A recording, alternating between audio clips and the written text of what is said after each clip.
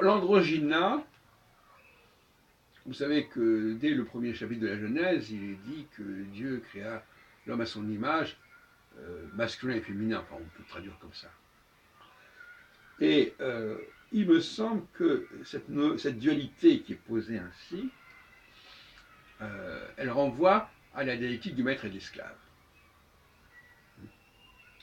Le maître a besoin d'un esclave, de même que l'oralité a besoin de l'écriture, que celui qui dicte a besoin du scribe et de son secrétaire. Donc finalement, la dualité, elle est posée déjà ici.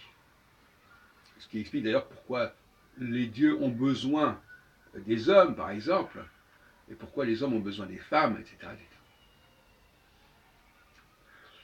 Et puis, se pose aussi la question des Juifs,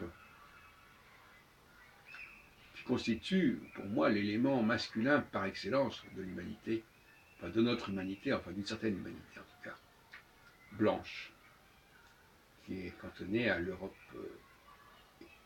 et au nord du bassin méditerranéen, au nord de l'Afrique. C'est-à-dire le Maghreb et le monde arabe, font partie du même ensemble pour moi.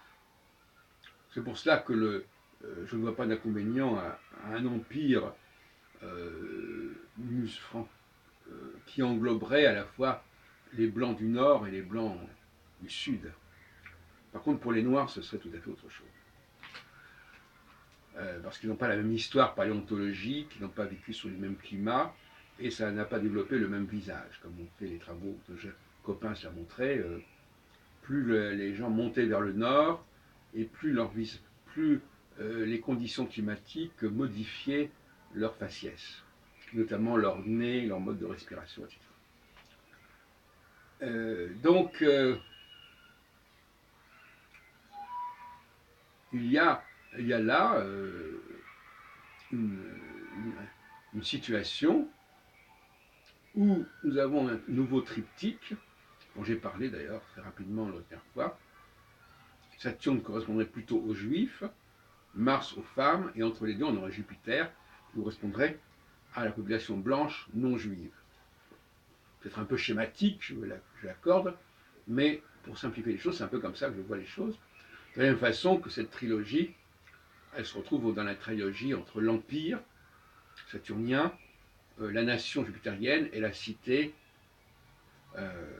martienne, en sachant que l'Empire peut se dégrader en nation, en une succession de nations, une multiplication de nations, et la nation peut se dégrader elle-même en une succession de villes, comme on l'a vu notamment à une certaine époque en Italie et en Allemagne. Il y a un morcellement qui se produit. Bon. Et puis je terminerai sur un autre point, à propos d'une réflexion que j'ai entendue. Le challenge politique, c'est la diversité. L'unité n'est pas là au départ. L'unité, elle est là à la fin. Comme un compositeur, il a des notes diverses et puis il faut qu'il fasse quelque chose qui tienne debout. Donc les mauvais gouvernants sont des gens qui veulent dès le départ que tout soit déjà cohérent. Mais non, la cohérence, elle est à inventer, c'est le challenge, le défi, elle est inventée à partir de l'incohérence, à partir de la disparité et de la diversité. Et le grand génie politique, c'est celui qui est capable d'unifier cette diversité et non pas de supprimer cette diversité pour arriver à la cohérence. Ça, c'est pas la bonne solution. Il faut être capable de trouver de la cohérence dans l'incohérence, dans la diversité.